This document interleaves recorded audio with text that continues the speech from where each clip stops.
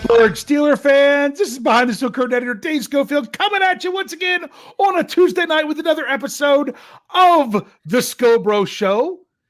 Here we are, and he's back with me as always, my big brother Rich. Rich, you've got the technical difficulties taken care of, and you are here. Yeah, we were both having technical difficulties tonight. Yeah, I had the issue. It wasn't picking up my mic. It wanted to go through the computer, but I got that fixed. And then you were dealing with stuff. But you made it. You're here. You're back. You're home. back. Yeah, back home. And unfortunately, the only thing last week I was breathing in the nice salt air. This week, all I'm breathing in is the stink of that game for months from Sunday. Well, so it's obvious that the Pittsburgh Steelers pay attention. They watch the show. They're big fans. They love being part of the family. And they say, you know what? Big Bro's on vacation. Maybe we should take a week off as well. Yeah, that's what it was. Yeah. Okay. I'm going to tell a story. You haven't heard this story, but you might know part of it. Jeff Hartman told part of this story. I alluded to this story some in my Stat Geek episode, which was actually this morning. My whole day has been off because it was Tuesday morning Stat Geek rather than Thursday morning Stat Geek because Jeffrey Benedict is dealing with a family situation where he had to travel and therefore he wasn't going to be here. So we just swapped days for this week. That's not a permanent thing. It's just what we did this week. Jeffrey will be back as far as we know, or that's the plan for the Know Your Enemy podcast tomorrow night. But he wasn't back in time to do his show. So I've been off with everything with that, but this whole game was off for me. It's my fault. Everything was my fault because the game was never what it was supposed to be. Okay. And here's why. I check early in the week because I always want to see if I get the Steelers game. And the way to do it is, I bring up the TiVo. I go through, I've got 2 CBS stations. So I bring it up to where I can see both of them. I move all the way to Sunday and I want to see, sometimes if they haven't announced it yet, it'll just say teams TBD and I got to wait.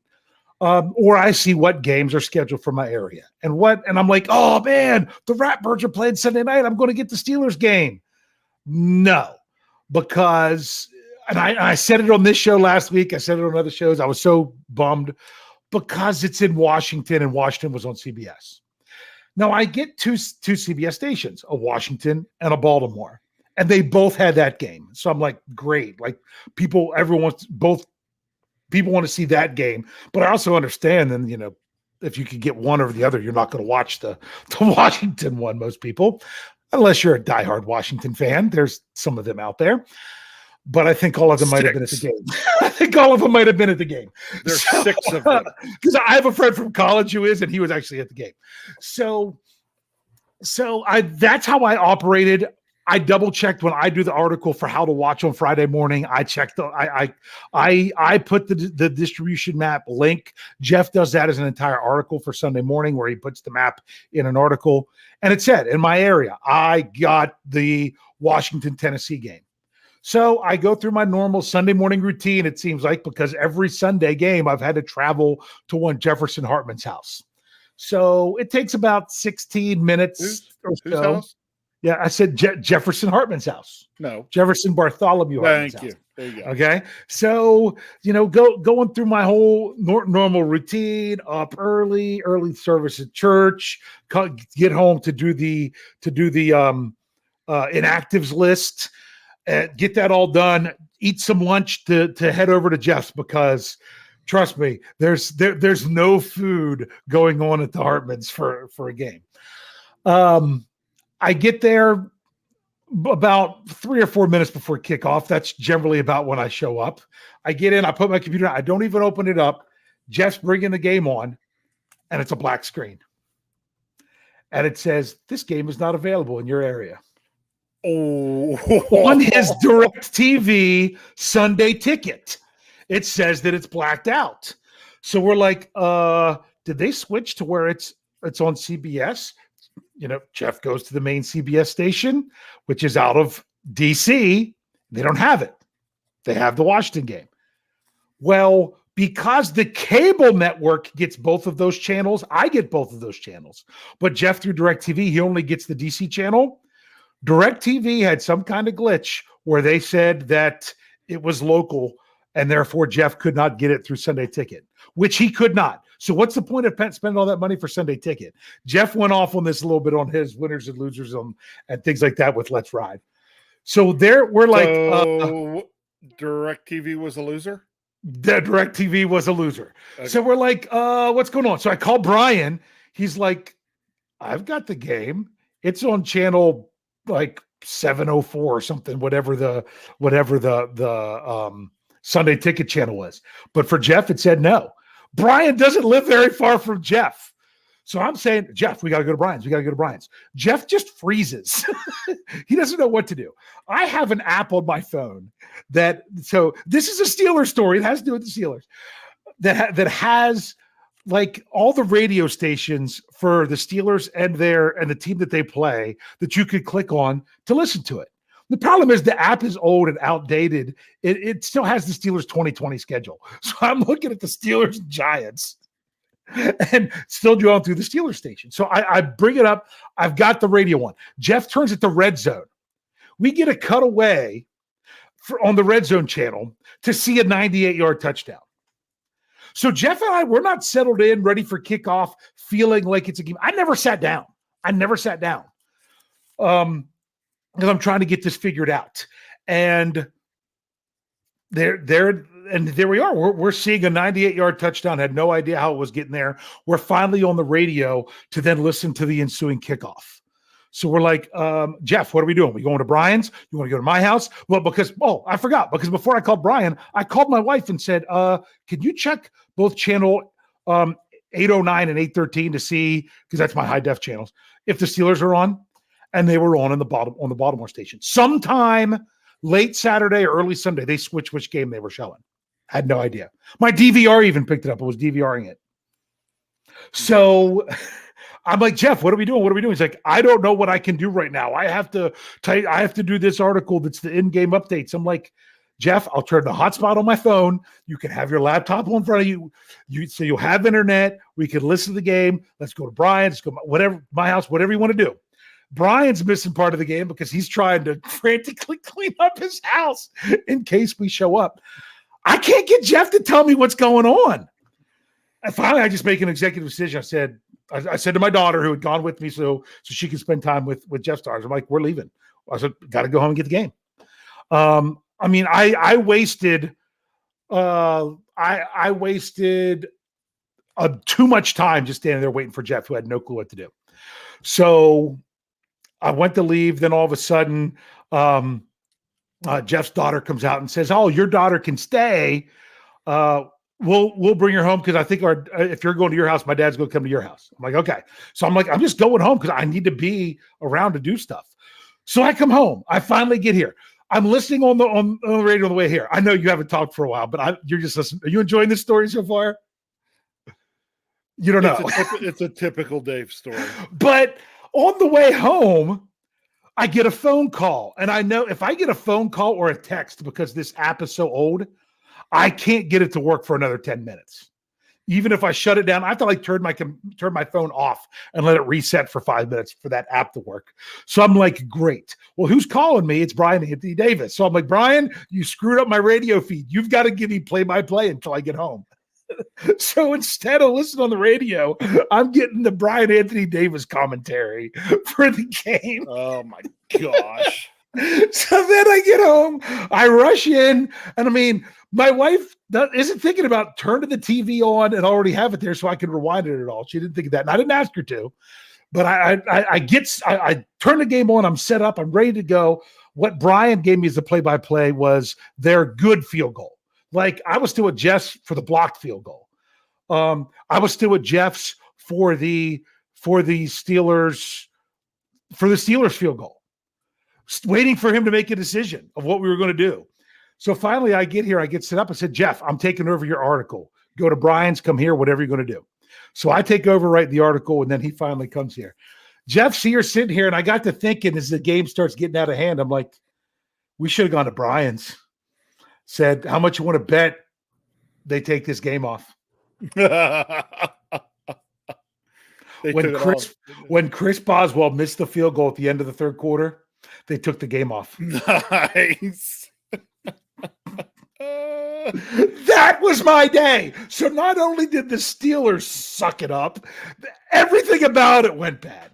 So that's why I was not myself probably in the post-game show. I was just so frustrated with everything about the game. You know, that would have been like showing up to the game to watch it at the stadium to find out that you don't have the tickets, or somebody stole your tickets and you can't get in, or from with the way they do it now electronically, it's a lot less likely to happen. But I've known people. Who was it? Who was it that was at the game? I can't remember if it was Steeler Tank the one time, if it was Tyler W. When we saw there was someone, a BTSC person, who regular that was at a game and said, "Yeah, we went to scan our tickets, and here they said they had already been scanned." That's where there was a while people were scamming, and they were selling their paper tickets, but yet still going early and using their electronic tickets. But luckily the Steelers made it right and gave them seats in the stadium and everything. Yeah, so I had to listen to the fourth quarter. But I will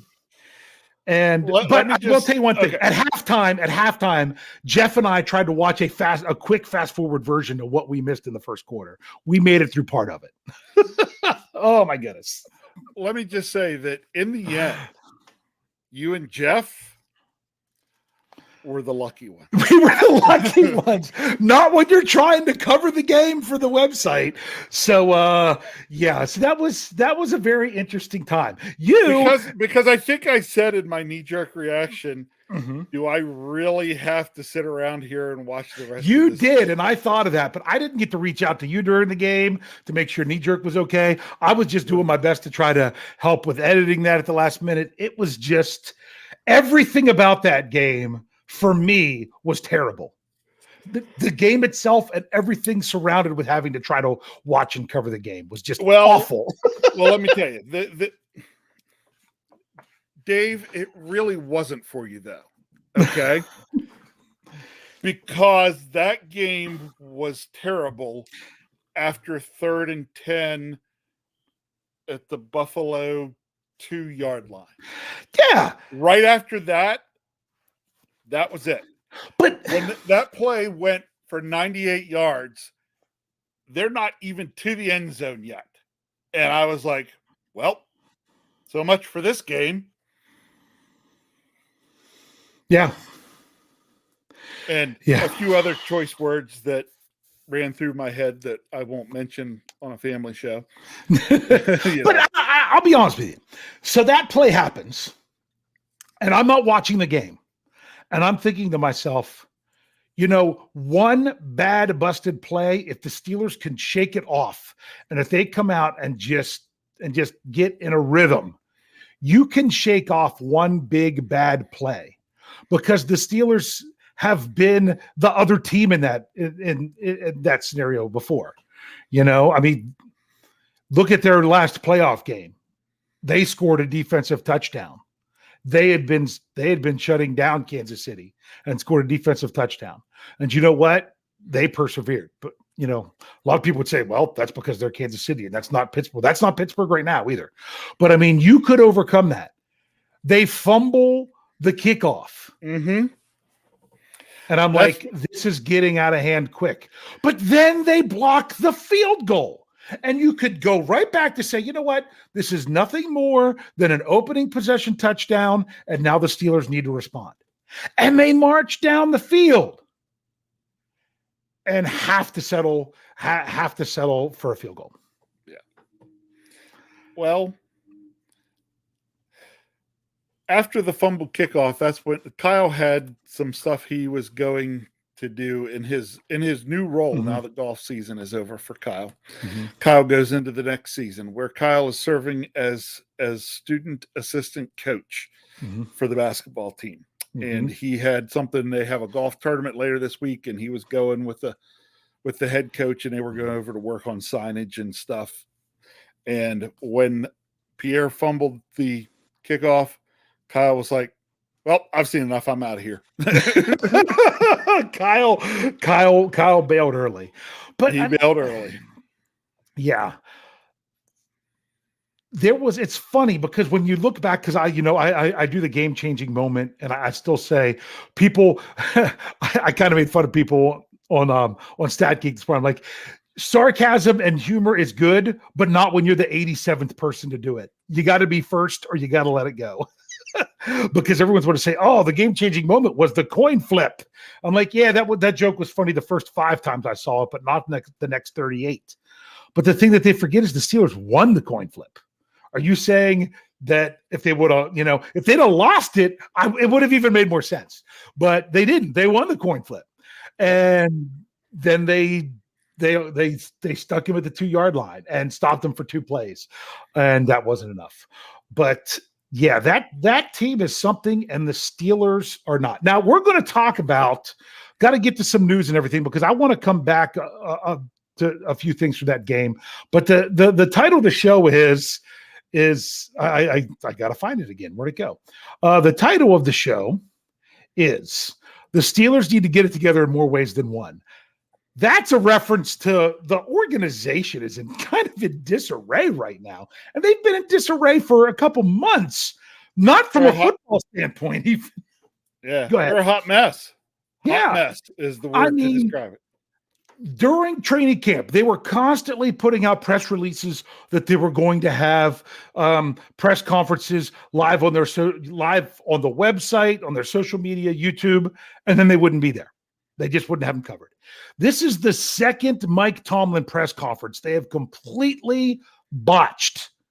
And as I said in the press conference recap, I couldn't tell if Mike Tomlin was saying Pittsburgh Steelers or Doria Bagato. I messed up the words because he sounded like a robot. Then they cut the feed. I had to piece together 4 different sections of that press conference in order to try to cover it. They can't get that right. You had the clerical error to start, which I still don't believe was completely intentional, or at least the timing of correcting it. They've had a bunch of clerical errors ever since.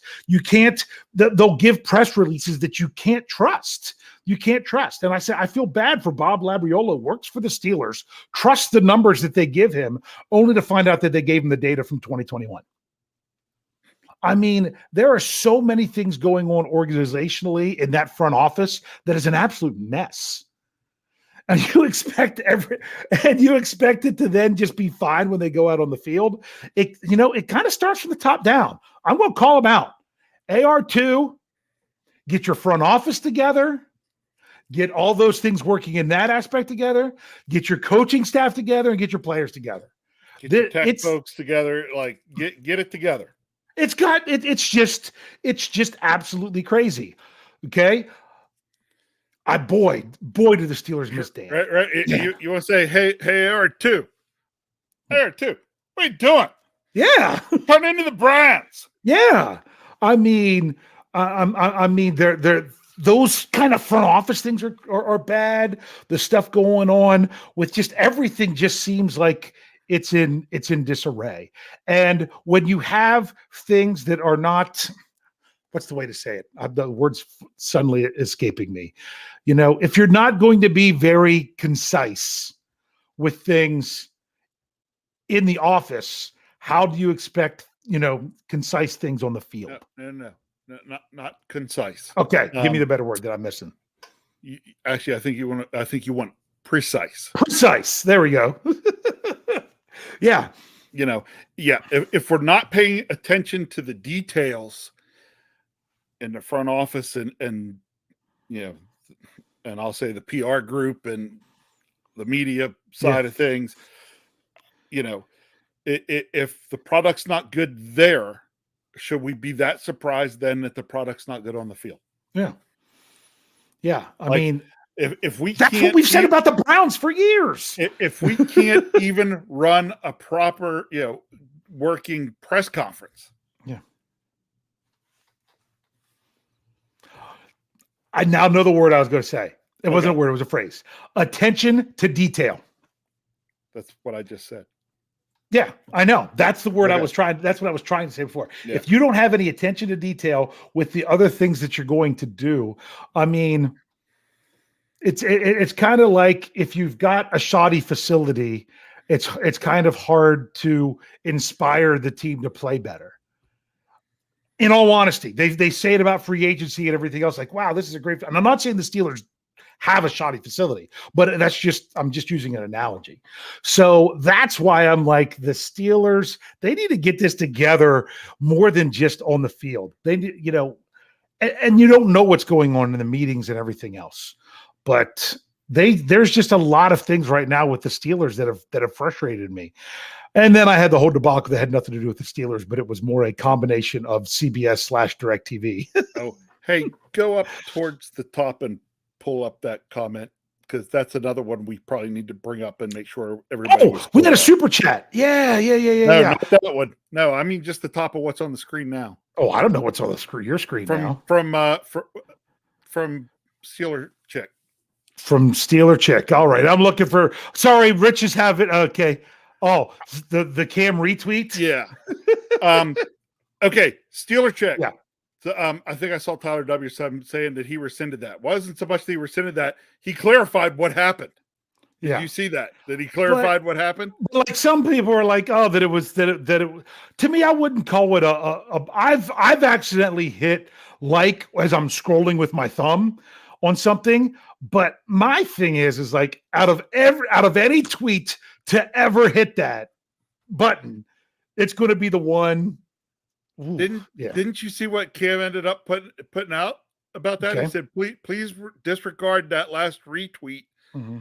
It was a butt tweet. Yeah, that's what he said. But I'm like, that's the one time that's going to happen. Yeah. It's going to be on that. But to me, I could have seen where maybe Cam wasn't thorough when he just read the part about where it was praising him for his effort, which was pretty amazing. Man, I'm trying to find the super chat. I know we had one. It was way up there. I know. I'm going to have to. And I even know who gave it. Sean Minahan, $2. Yeah. He says, if we get number one pick, trade back, get players around 8. Trade back. Yeah. Right now, they put out a thing that if the season ended today, what would the draft order be? The Steelers were 3rd. Okay. That's where they were. Hey, look, it's one of those depending on if the Steelers really look and figure out the things they need to do. And if they're in that top part of the draft, I think they should, and they're not feeling they need to go try to get a franchise quarterback. Yeah. I'd love to trade back at like a 1st and a 3rd this year and like a 2nd next year or something like that. But I don't want to go that far. The minute you start talking about the Steelers in a good draft pick, they'll take an 0-4 start and turn it around to 8-8 and just miss the postseason. Oh yeah. I'm talking back to what year was it? It was when I first started. Was that 2013? Le'Veon Bell's rookie year when they started 0-4. And remember, a ton of things had to all happen in the early window, and they all happened, and then all they needed was for Kansas City to beat San Diego, because it was San Diego at the time. And Kansas City rested 21 starters and still had a chance to win it and suck up, missed the field goal. Anyway, we don't need to relive that. But that's the thing. There's been a number of times with the Steelers where in line for a really high draft pick, made a run late in the season to where they didn't. They're good. They're not going to be thinking about draft pick next year when they get into their final games. They're not. Nope. Week by week, baby. Week by week. You can't get to 9 wins until you get win number 2. Okay. And I'm not saying this is a team that's going to get to 9 wins. I want them to, because I actually have a wager on the over of an 8.5. But I'm just saying that you can't win 5 games until you win your second one, because you already got one. You got to win the next one. I'm not saying win the next game they play. They got to get their next win somewhere. Yep. Hopefully it's the next game they play. But I want to ask you this. Some things really do have me frustrated. And as people know, being a former coach, I don't lay everything on the feet of the coaches, but I also don't resolve them of all responsibility. And just because I think that there's things that they need to do or do better, or simply it's just not good enough, doesn't mean that some people think as soon as you say something critical about a coach, you want them fired. And that's not what I'm saying. And I'm not saying that I don't want them fired. I'm just saying if the Steelers had, I'll ask you this, because this is what we're not talking personnel moves, we're critiquing. Yeah. If the Steelers could make one major change of personnel or one firing of their coaching staff, and it would fix everything, I would be on board with that.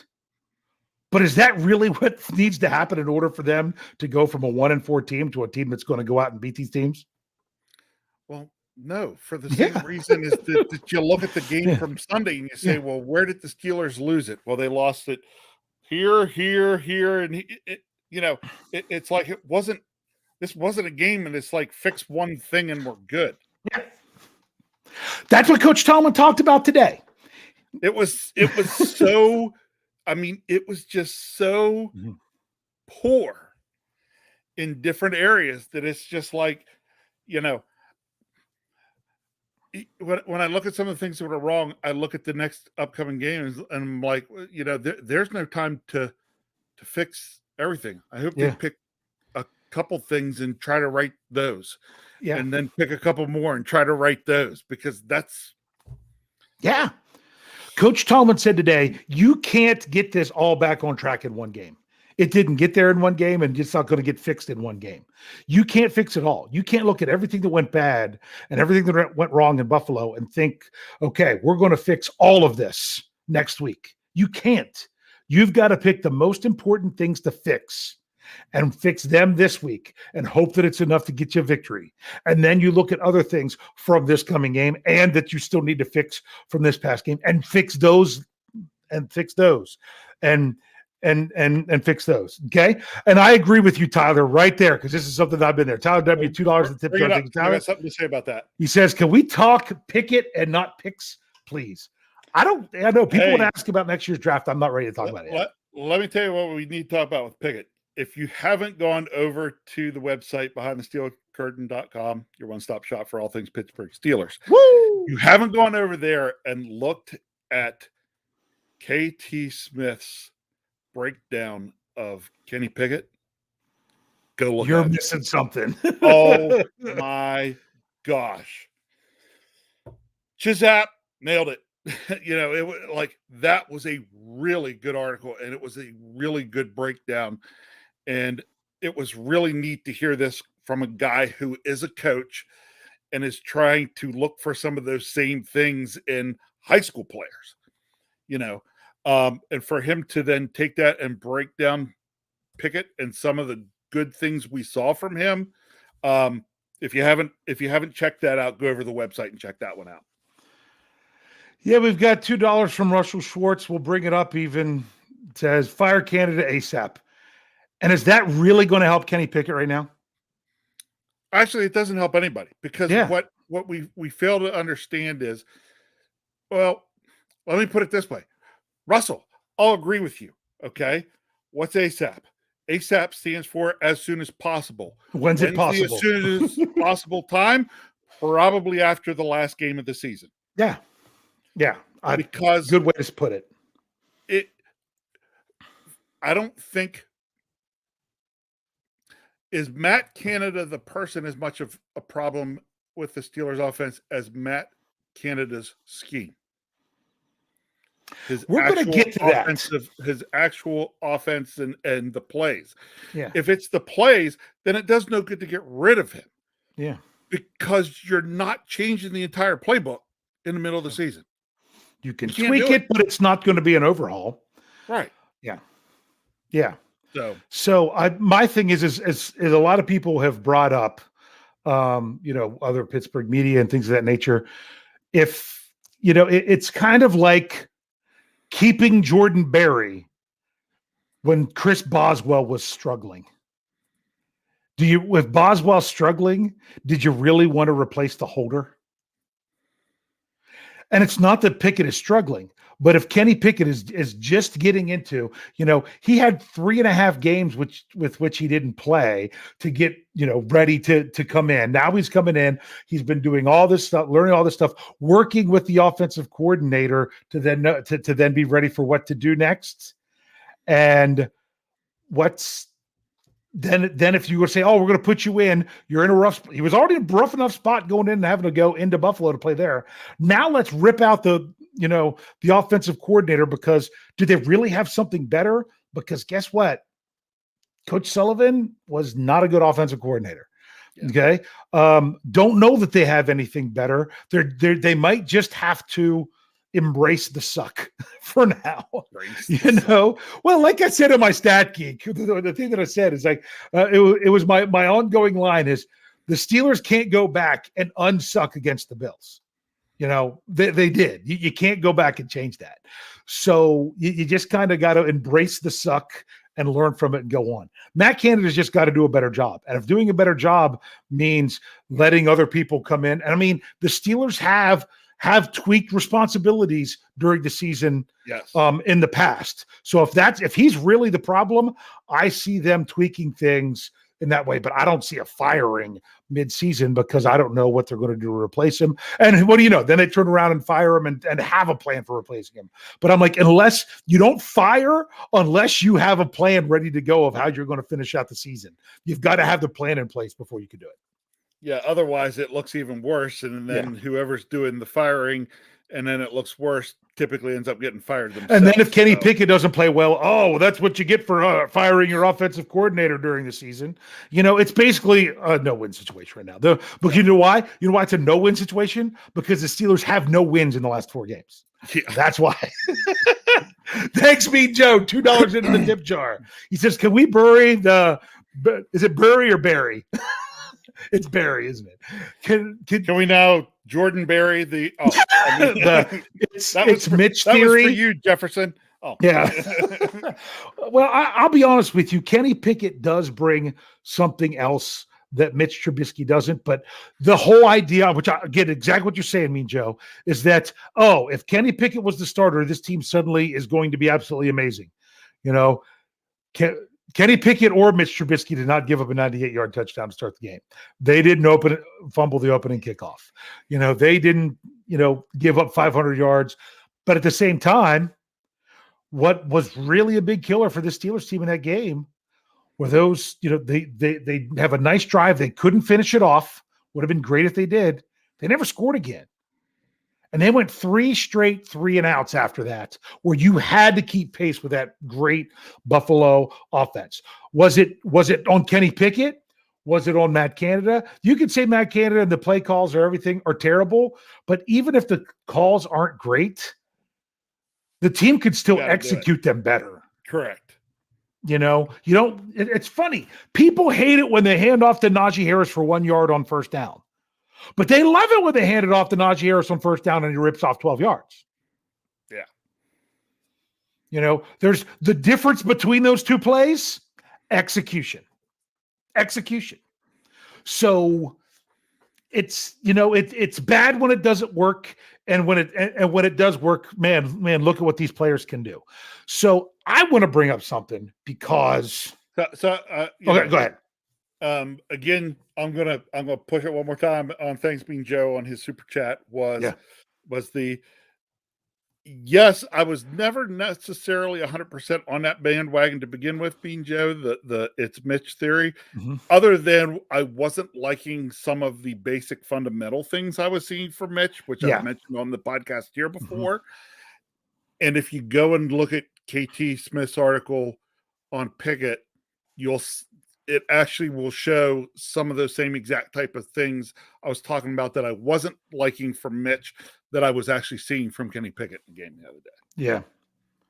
So. See, it's funny because Thanks Me Joe says, you know exactly what I'm talking about, Dave. I like Pickett too. I just got a little old hearing Mitch taking all the blame on the early. Yeah, same here. I'm like, he wasn't playing that bad. He wasn't the reason for the losses, but he wasn't really doing anything special. And like you said, some things in there, the throwing off the bat. The thing that bothered me was it seemed like he was I said safely a quarter second, probably closer to a half second late on so many things. It seemed being that late seemed indecisive to me with Trubisky, and I don't get that same feeling there. Here's one. Hey, Ock says, hold on. Okay, go ahead. I got another one that just something I wanted to bring up because it came up. I'll come back kind of right after Mean Joe's super chat. Jeff Combin on Facebook had asked, "How do I donate?" Because he's seeing us pull up these super chats. You can only do that on YouTube. Correct. So Jeff, that's only something that can be done on YouTube.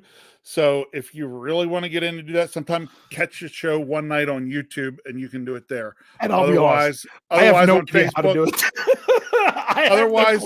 Otherwise, Jeff, just enjoy the show there on Facebook. Yeah, we appreciate it. Okay, where was that Occam's Ox one? I lost it. There it is. There it was. Occam's Ox says, "I hate when they're predictable." Okay, I'm going to get to that, but before we do that, there's something I really want to bring up. It had to do back with the Cam Heyward thing. Cam Heyward, he should have taken exception to people saying that the only person fighting, when Ryan Clark said the only person fighting was Kenny Pickett, because Cam Heyward, that was the one dude that was going all out every snap he was on the field. I mean, he's running down run plays on the sidelines, 20 to 25 yards down the field. Yes. I mean, you saw other defensive linemen pull up and Cam goes flying by them and makes a tackle. That's because, how do I say this? Cam is at his, it's funny because I was talking to somebody about this today. Cam is at his job how I like to consider myself at my job. Okay. Mm-hmm. There's only one way to do it. The right way. Yeah. Yeah. And if you're gonna do it right. If you're gonna go in and you're gonna work, go in and work. Yeah. That's Cam. Yeah. Yep. Now, because of that, they talked about players giving up. I'm going to be honest with you. I don't blame the players for giving up. If any player gave up in that game, I don't blame them. You're like, Dave, what are you talking about? You want to know why? Because their head coach gave up on them first. 4th and 5, 15-yard line, down 21 points with less than 4 minutes left in the first half. And you trot out your field goal. Even if he makes it, it's a bad decision down that much. Now, I understand it's the safe call. The safe call is, hey, we needed to get some kind of points here in order to try to get something going. You can't just get some points when you're down 21 points in the first half. You want to give your team a chance. You get those 7. You do everything you can to keep them from scoring again before the half. And you get the ball back and you score another 7 to start the second half. You waved the white flag, Coach Tomlin, and your players learned it from you in that instance.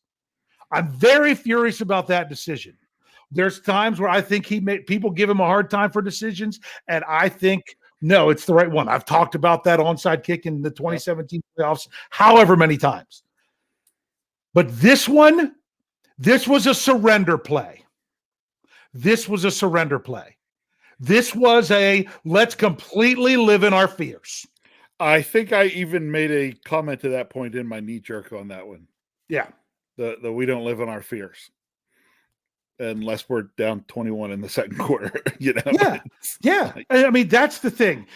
Is it just about getting a little bit back to then maybe see if you can start improving and getting on a roll? Or do we got to get a lot back because we're not giving up on winning this game?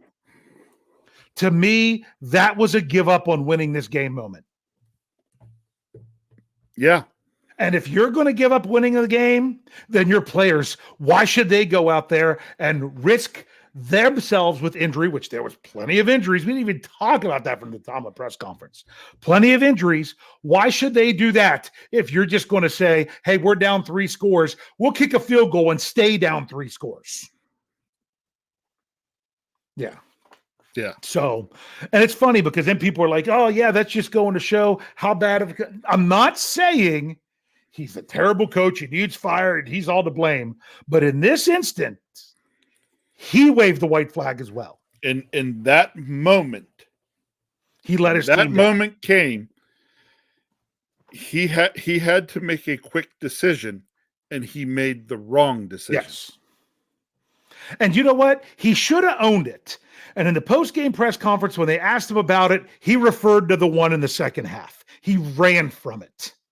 And my thing is, the best thing he could have done was to own it and say, I went for that. I thought it was not the right call. We should have been going for the points, doing everything we could to claw back into this game and give ourselves a chance. And I made the wrong call. And you know what? And that's fine. Your coaches aren't going to make the right call all the time. They're not. But to me, that one was a call that resonated to your team. And sometimes maybe you lose even worse. And and they missed the field goal, which made it just the same thing. But maybe you lose even worse. But you tell your players, you show your players, I'm going to fight to give you a chance to win. You've got to fight to give yourself a chance to win too. And he didn't.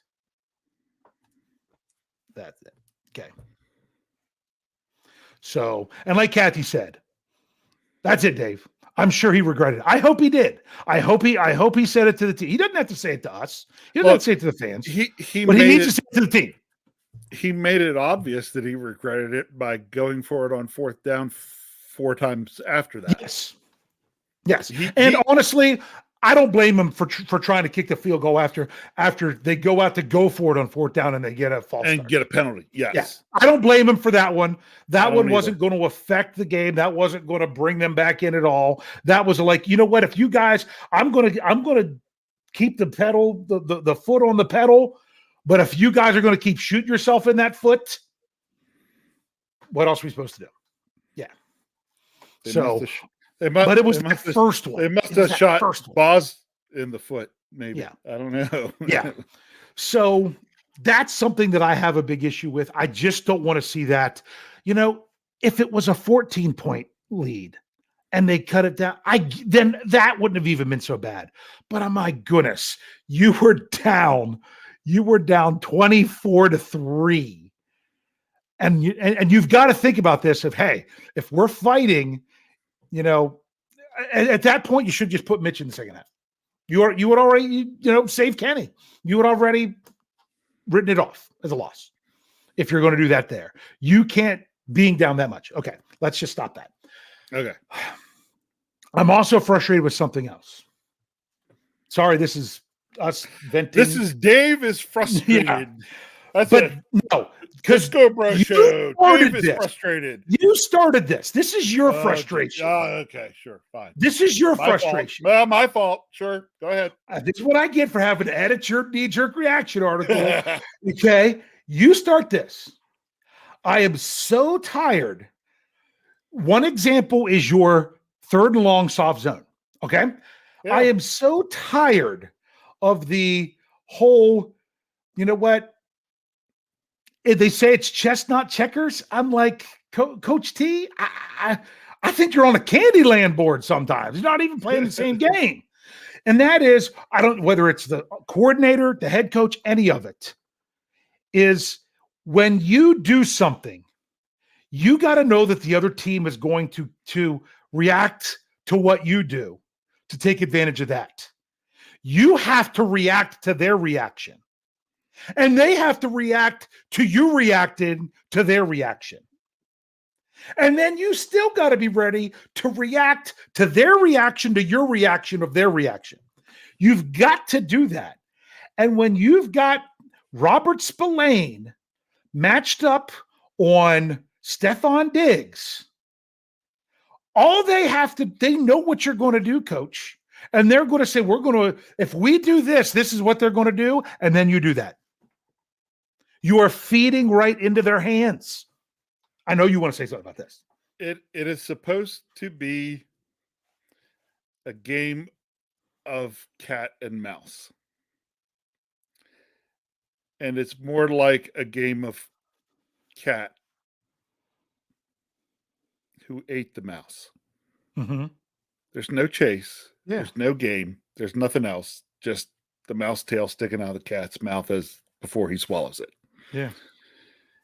We're making it too easy for other teams. We're not making them work. I mean, I don't know why we just don't hand the playbook before the game. Yeah. Yes. Mm-hmm.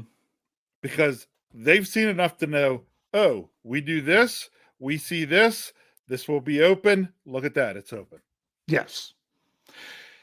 It's this, okay? And now for some people, I'm giving Coach Tomlin a hard time, but remember, there are strengths and weaknesses to coaches. And that should have been a strength for Coach Tomlin. You know why? He inspires. That's what makes him a good coach. And I'm still saying he's a good coach. What makes him a good coach is he inspires. And that was about the least inspiring move that they could be. Now, back to what you were saying. Jeffrey Benedict, got a lot of respect for Jeffrey. Something that he likes to say about the great defensive coordinator, Coach LeBeau, Dick LeBeau. Dick LeBeau, great defensive mind, great coordinator. But the longer his defense was being implemented and the more the NFL evolved, it evolved past his defense. It was out there for so long that people saw it and knew what they could do. You've got to constantly be updating what you're doing, or you're going to be that predictable team. And I feel right now the Steelers are predictable, whether that's on let's just say this, what they can do with their players, or whether it's on the coordinator or whether it's on the head coach. Because I also have to understand this is a young offense. It might be that there's only so much they can do. This is a banged up secondary. It might be there's only so much you can do. But the other team knows exactly what you're doing. Then don't do that.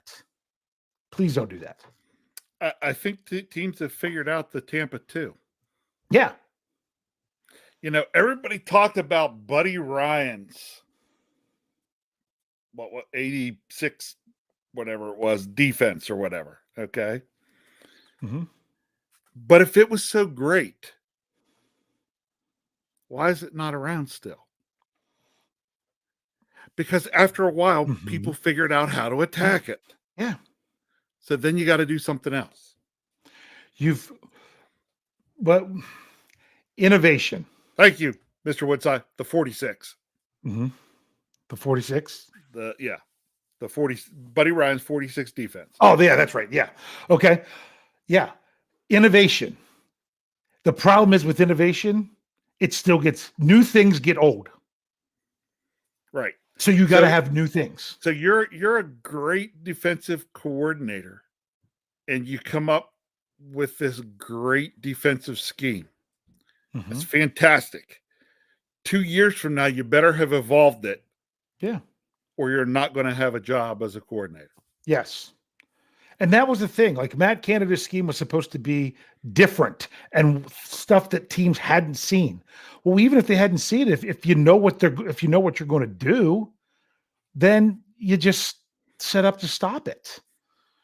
So, and with us as fans, so many times we can predict what defense they're going to run on 3rd and long, right? We can predict what they're going to do on an offensive play based on the down, distance, and personnel they put on the field before they even run the play. Yes. Okay. Shock me, surprise me. That's what I loved about the slash era.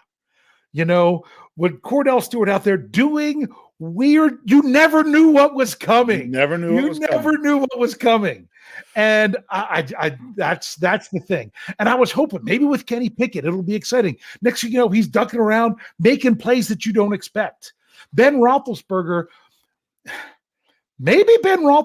was so effective going off script because it was a terrible script.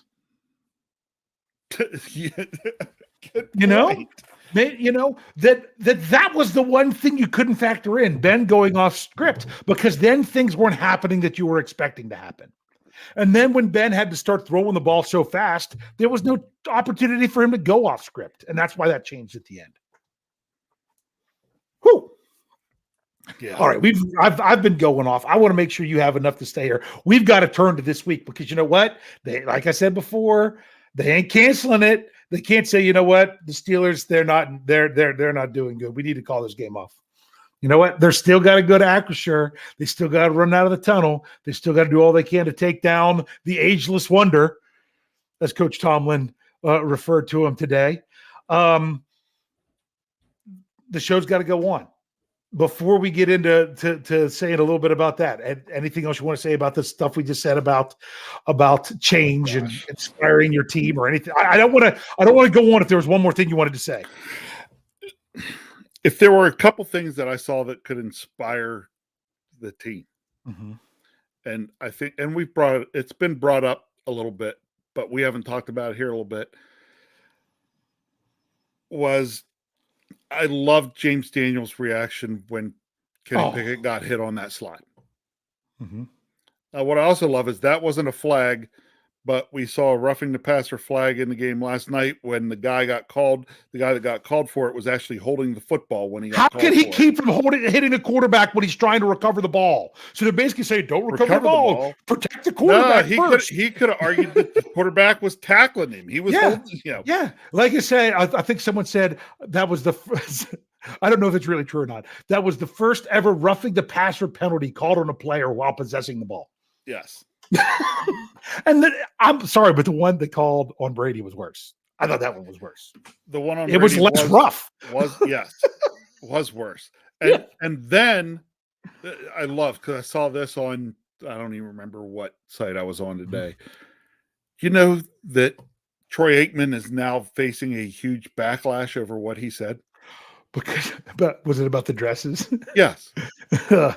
Although I am seeing a lot of people on that I read this article, and a lot of people were commenting on it and say, of course, leave it to the media to turn something in that everybody that's a football fan is probably sitting there and agreeing with Troy Aikman.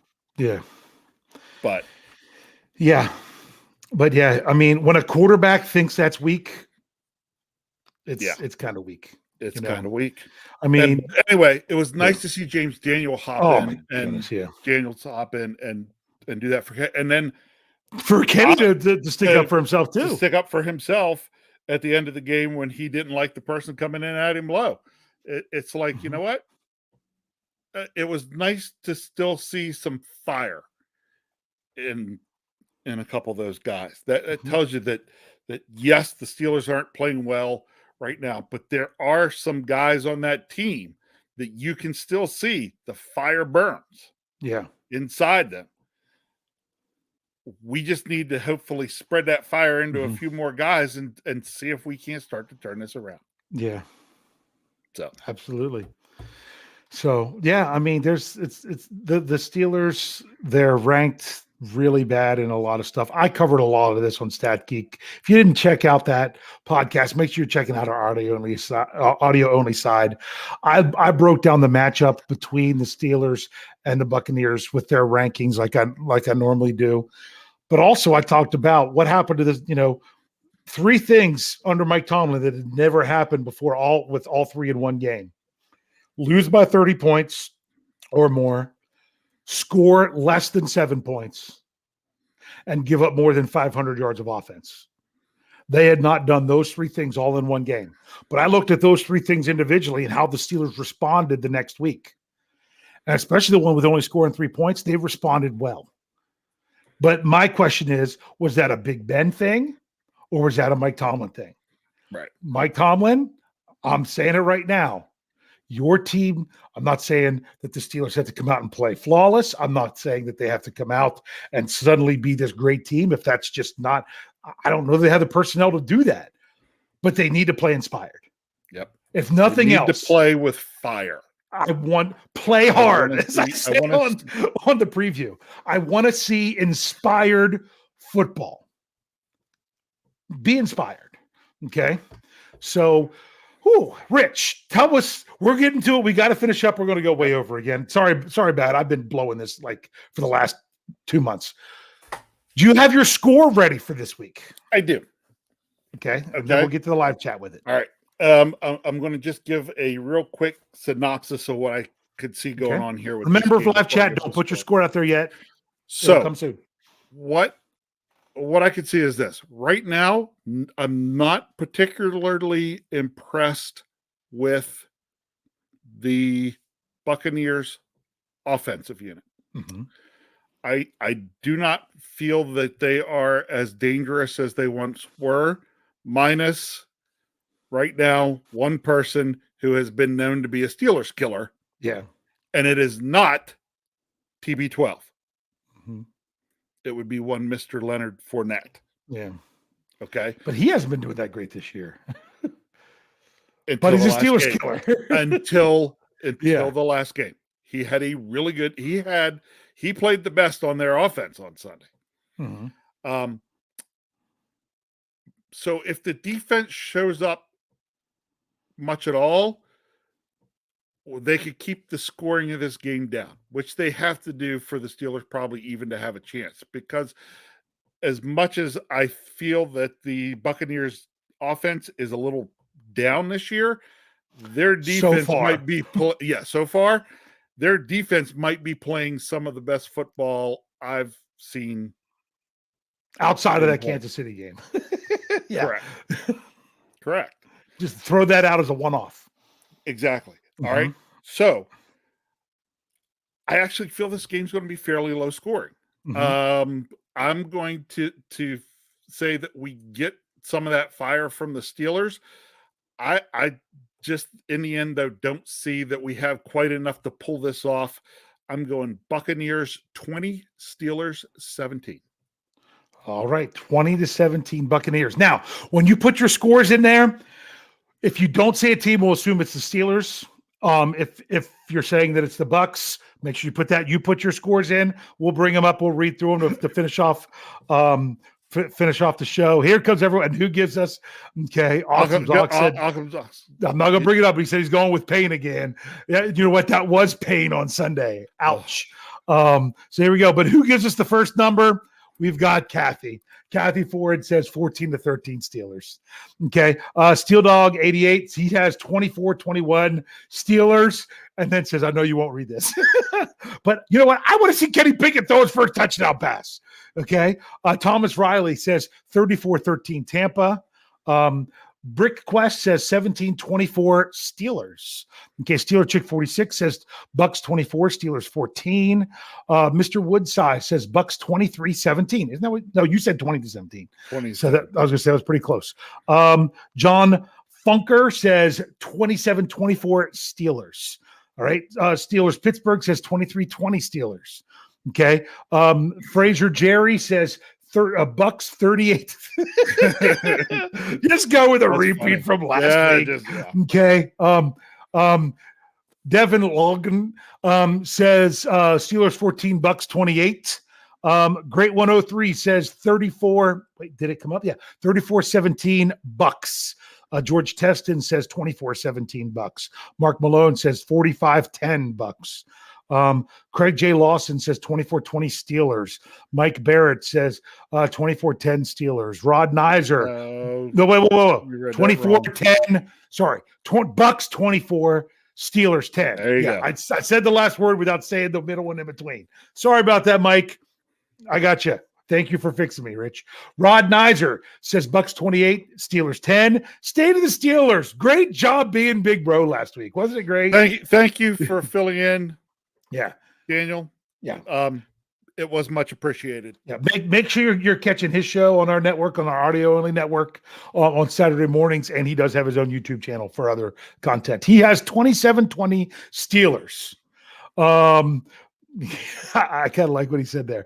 Ryan Jefford says 17-14 Steelers. Okay. NBA Crypto Boy says 24-17 Bucks. I'm having to slow down or else I'm screwing these up. I feel like I'm messing them up. John Walter says 28-10 Buccaneers. No one you know says 31-13 Bucks. Reginald Rivers says 24-21 Steelers. Demetrios says 41-10 Bucks, and then a frowny face. Yeah. Any Steelers fan that's taking the Bucks, that's how you feel. You're just kind of like, I don't want to say this, but this is what I think is going to happen. You know, JJ Kennedy says Steelers 35-17. Mark Tobin says 24-10 Bucks. Myrna Jane and Bert. Is it? I always mess that up. Did I say it right? I hope so. Is it Myrna or Myrna? I'm not sure. 30-17 Bucks. They're in here every week, and I still didn't get the name right. Okay. Aloha from Maui. Right? Israelite acquiring knowledge says Bucks whatever they want. Steelers 13. Sherry Richards. I was waiting for Sherry. Bucks 23. Steelers 16. Even Sherry's off the Steelers winning. Randy Wagner says Bucks 32. Steelers 9. It's like this time they're going to hit the 3 field goals. Yeah. David Eugene Douglas says 30-17 Steelers.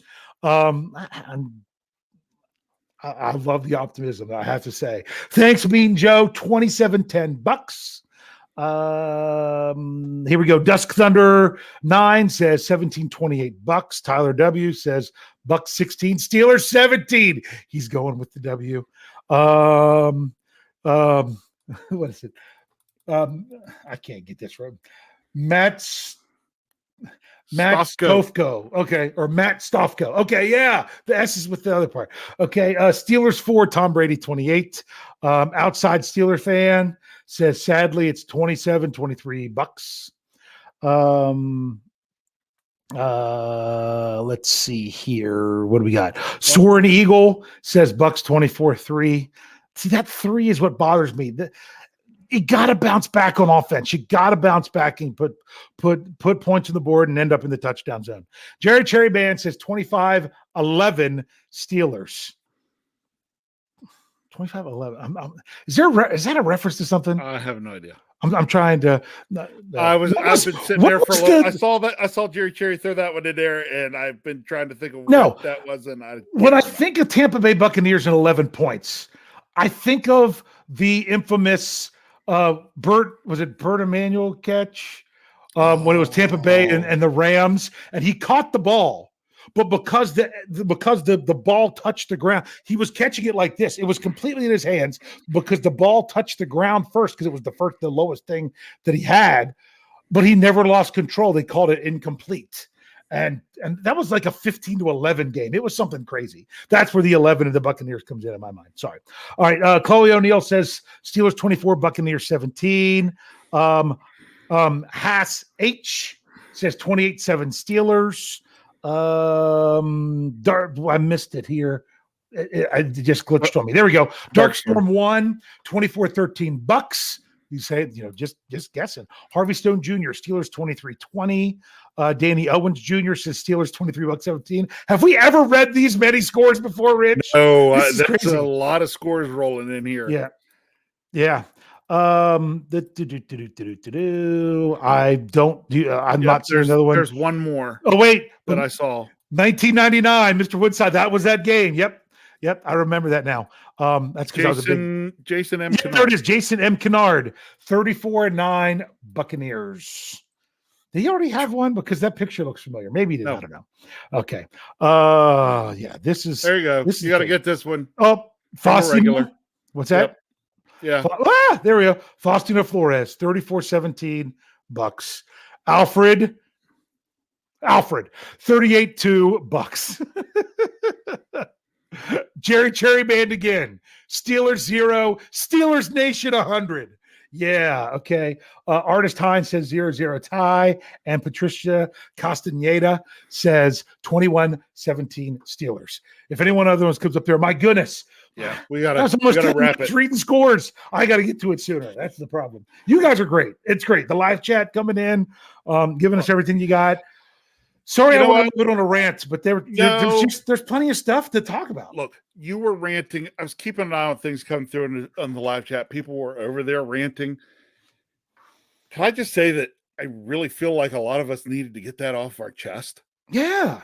To move on to the next week. Yeah, we did. It's like I can't even think about the next game until I got my frustrations out on this. Yeah. So to get on here tonight, be able to get some of that frustration out. Now it's time to say, okay, got that out. Let's set it aside. Now we got to move forward. Yep. So on to Cincinnati. On to Cincinnati. No, come on. That's the infamous Bill Belichick. Oh, we're on to Cincinnati. Yeah. We're on to Cincinnati. We're on to Cincinnati. Okay. Okay. You're trying to do your Bill Belichick. You sound more like Shaquille O'Neal. I'll check. Yeah. Yeah, no, when you get the Yeah. paycheck, you gotta get out of here. You gotta just get it. Yeah. Just real low tone, very mumbly. Not Yes. so much there. Just let it go like that. Rich, we gotta end this. We gotta go. We did. So I've already done my spiel about listening to the other shows. Jeffrey's supposed to be back for Know Your Enemy tomorrow night. Hopefully everything's great there. Check out if you're here on YouTube or Facebook and you have not listened to the audio shows, you are missing some really golden stuff. If nothing else, join in the Ride or Die crew. Listen to Jeff Hartman's Let's Ride on Monday, Wednesday, Fridays. But there's so much good stuff in there. Even if you got to ease yourself in, I know. And some of you're like, I don't want to listen to more Steelers stuff because this team kind of has me down. I get you, but you know what? We can enjoy, just like tonight, we can enjoy the misery together. Rich, what do you have to say to you know what? I'm going to say to some of you out there, thank you for sharing the misery together. Because as I put it in my knee-jerk reaction article during the game, is I don't get the option to turn away from the game if it's really bad. Kyle said, okay, I've seen enough. I'm headed out. I don't get that option. Okay. No. You can always rest assured then that you're going to then show up here on Tuesday night. And if you had times where you had to just turn away, I'm going to understand, because there are times I would like to turn away, but I can't. Sometimes I wish I were you. But you know what? The one thing, if you all are like me, is I'm going back, right? As bad as last Sunday was, this Sunday at 1:00, I'll be sitting on my couch with the game turned on, my computer stuff set up so that I can do the knee-jerk reaction article. And the Steelers are going to be on the TV. Win or lose, which I always hope for the win, but win or lose, I'm going to be there. Can't wait.